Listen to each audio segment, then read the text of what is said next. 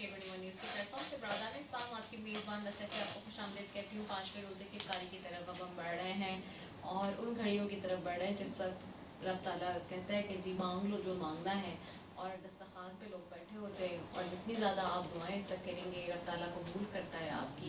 میرے ساتھ ہبا موجود ہے. ہبا محمود کی طرف چلوں گی. ہبا کیا کلام پیش کریں گی آج؟ صاحب تاج ہو.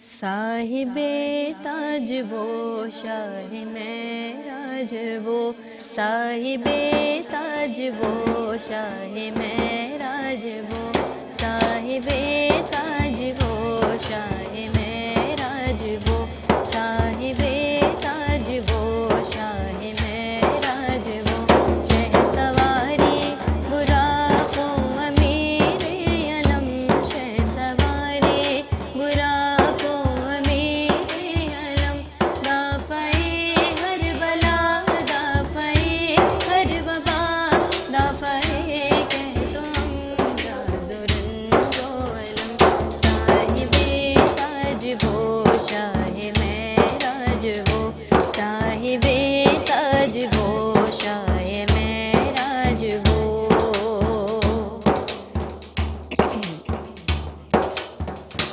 اس میں لکھا گیا اس میں اونچا ہوا, اس میں مہر قبول شفاعت بھی ہے, اس میں کی برکتیں اس میں کی رونقیں, اس میں لوحے قلم کی امانت بھی ہے.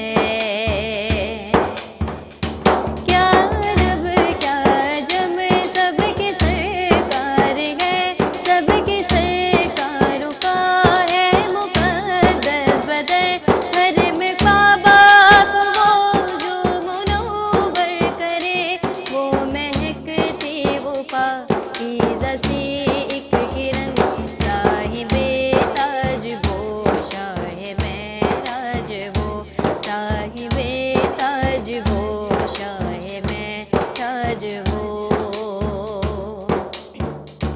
اور مطلوب ہی ان کا مقصود ہے, اور مقصود ہی ان کا موجود ہے, آپ سارے رسولوں کے سردار ہیں, آپ کا صرف اللہ معبود ہے.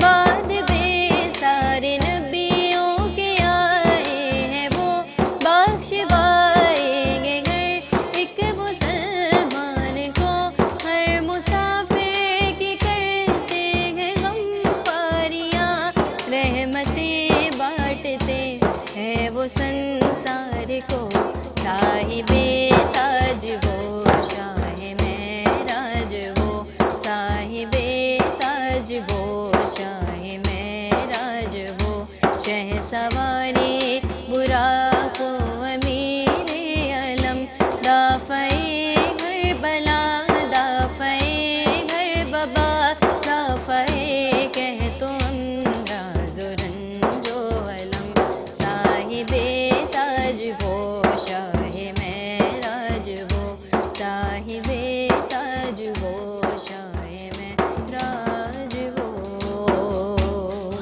سبحان اللہ, ماشاء اللہ, بہت ہی خوبصورت کلام ہے یہ, اور یہ میرا پسندیدہ کلام ہے.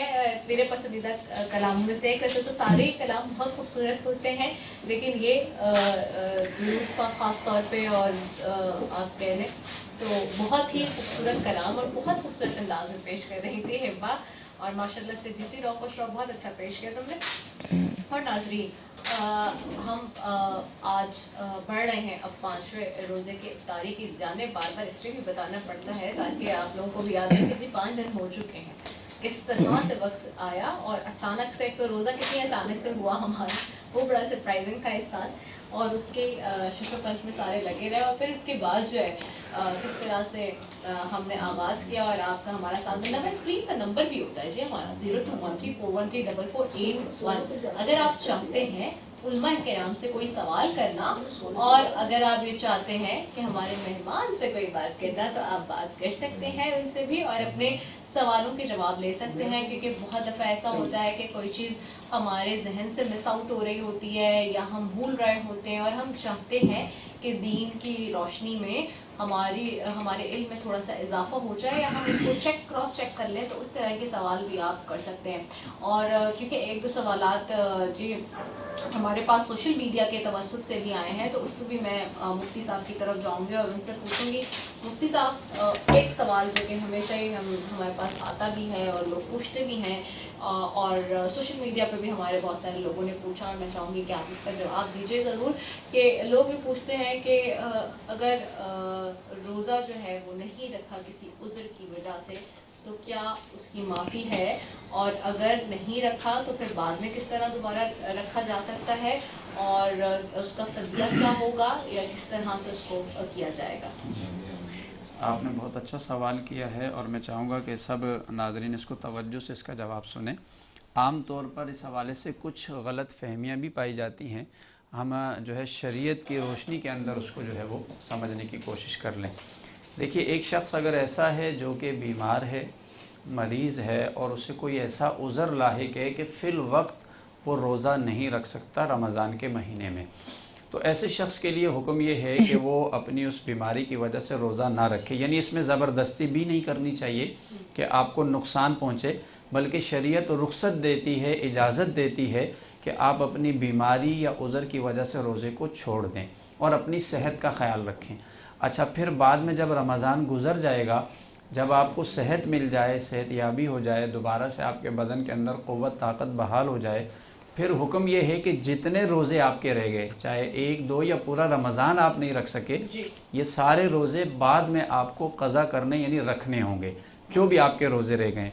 अच्छा, ये जो फ़िदिये वाला तसव्वुर है, इसका हुक्म ये है कि अगर कोई शख्स ऐसा बीमार है जिसको हम कहते हैं दायमी मर्ज़, यानी हमेशा से वो मर्ज़ उसको लाहिक है और अब उसे आगे चलकर कोई सेहत याबी की उम्मीद भी नहीं है, या कोई शख्स बहुत ज़्यादा ज़ईफ़ुल उम्र है और उसकी उम्र ज़्यादा हो गई और वो अपनी कमज़ोरी की वजह से रोज़ा नहीं रख पा रहा और आगे भी अब उसे ऐसी कोई उम्मीद नहीं लग रही कि वो बहुत बूढ़ा है, ज़ईफ़ है, कि उसे सेहत मिलेगी और अपने रोज़े की क़ज़ा करेगा।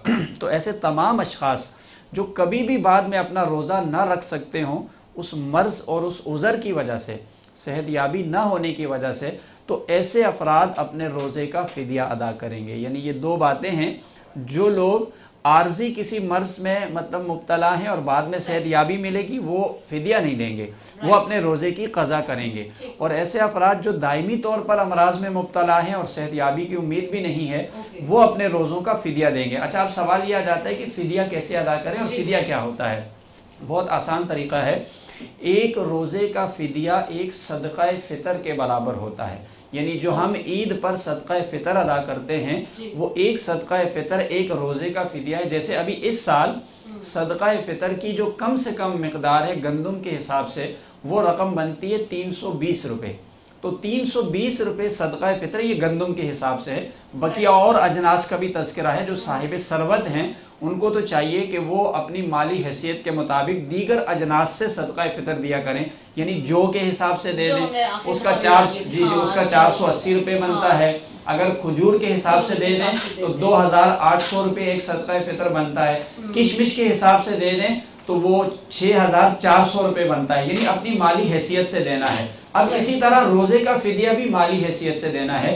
तो एक रोजे का बड़ी दीन बारीकी वाली बात है, ये दोबारा से मैं चाहूंगी थोड़ा सा इसको बता दें, ये जो किशमिश का और ये जो आपने बताया, क्योंकि देखिए ना साहिब इस्तेदार मतलब ये भी आप सबको अपना अपना खुद पता होता है कि मेरी कैपेसिटी क्या है, कि मेरा फाइनेंशियल स्टेटस क्या है, तो उस हिसाब से आपने करना है। जी मुफ्ती साहब। जी, मैं उसको दोबारा से कंटिन्यू कर देता हूँ कि चूंकि शरीयत मुताहरा में सदक़ा फ़ितर के लिए मुख्तलिफ अजनास का जिक्र आया है, गंदम का आया, जौ का आया, खजूर का आया, किशमिश का। अब हर एक की रकम जब निकालते हैं तो मिकदार में हर एक की अलग अलग रकम सामने आती है।